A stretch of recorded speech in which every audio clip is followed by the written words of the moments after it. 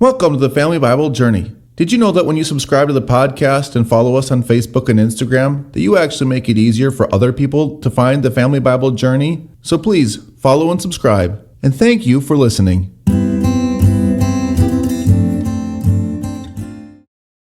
This is episode 272, season 1 of the Family Bible Journey Old Testament podcast. Today we're looking at Esther chapter 5. The title of today's podcast is Winning the King's Favor. And our key verses for today are the entirety of chapter 5, where we read, On the third day of the fast, Esther put on her royal robes and stood in the inner court of the king's palace in front of the king's quarters, while the king was sitting on his royal throne inside the throne room, opposite the entrance to the palace.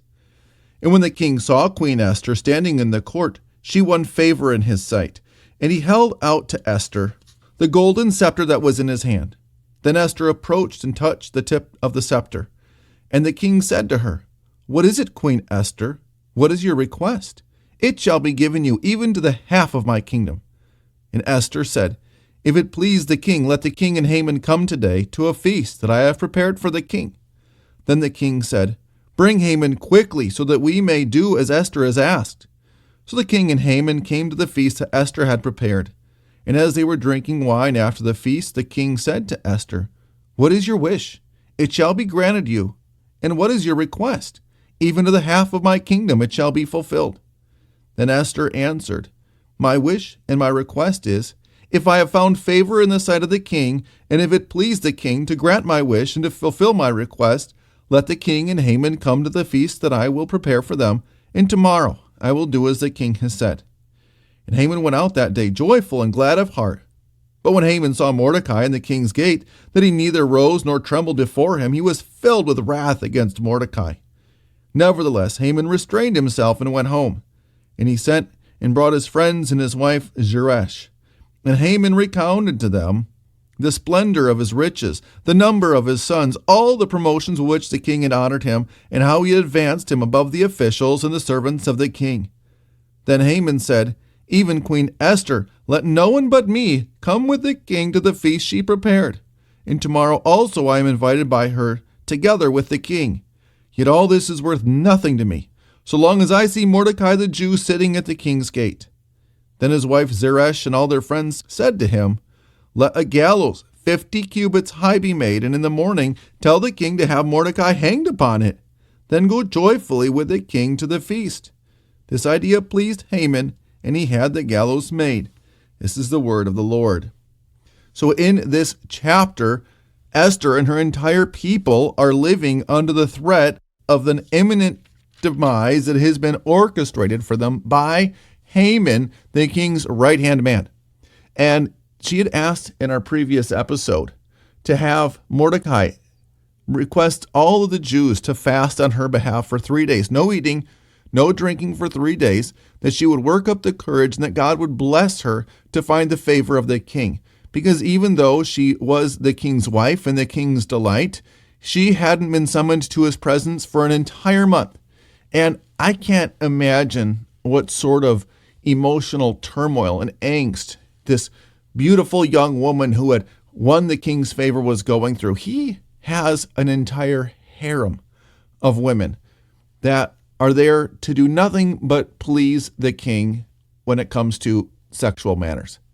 And even though this is far less than God's design for marriage, this was common practice at that day and age. And so the king's affections, Esther may have begun to wonder if they had gone elsewhere. And she clearly remembered that the reason why she was the queen is because Vashti had displeased the king, and she probably didn't want to do anything to earn his wrath, or else she would end up no better off than Vashti. But at the end of the fast, prayerfully prepared for this interaction, she boldly goes where no man, let alone woman, would ever go, and that is into the inner court of the king's presence without his invitation. And instead of being rejected or rebuffed by the king, we are told that he held out that golden scepter to her, that she came up to him, that she put her finger on the scepter. I almost wonder if that might have been done in a mildly provocative way to get his attention. and then invited him to a feast prepared by her and her maidens, that he and Haman could be entertained by her ladies and celebrate the love that they had for each other. And the king eagerly agreed, we are told, and he spent the evening with Queen Esther and asked her again, what do you want? Up to half of my kingdom, I will give it to you. And she said, all I want is for you and Haman to come back here tomorrow night, and we will have another wonderful feast, and then I will make my request known to you. And what she is doing in all of this is she is winning the king's favor back. Too often in relationships, especially I would say in marriage relationships, when things become difficult and somebody feels like they're not getting the respect that they deserve, which, by the way, is exactly how this book of Esther began, it is too easy for us to insist on our rights as a spouse, to draw on those vows, those promises that were made.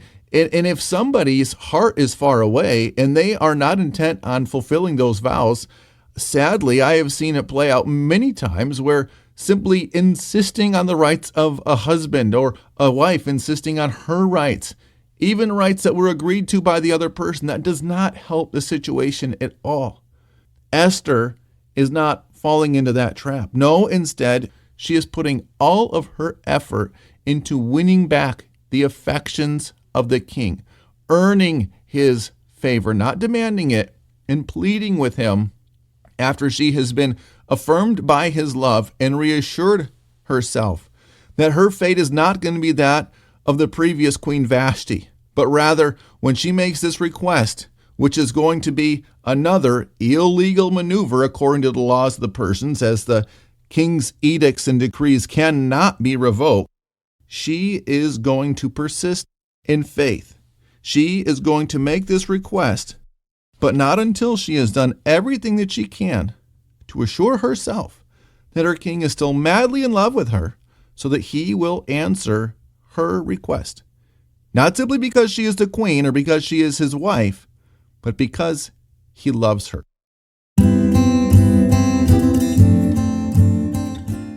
Thanks for listening. If you'd like to share your faith in a super easy way, just click the share button so you can send an episode to a friend in a text or an email or post on social media. Our blessing for today. When you are dealing with a love grown cold, instead of insisting on your way, may you wisely win back the affection that has grown cold. Amen.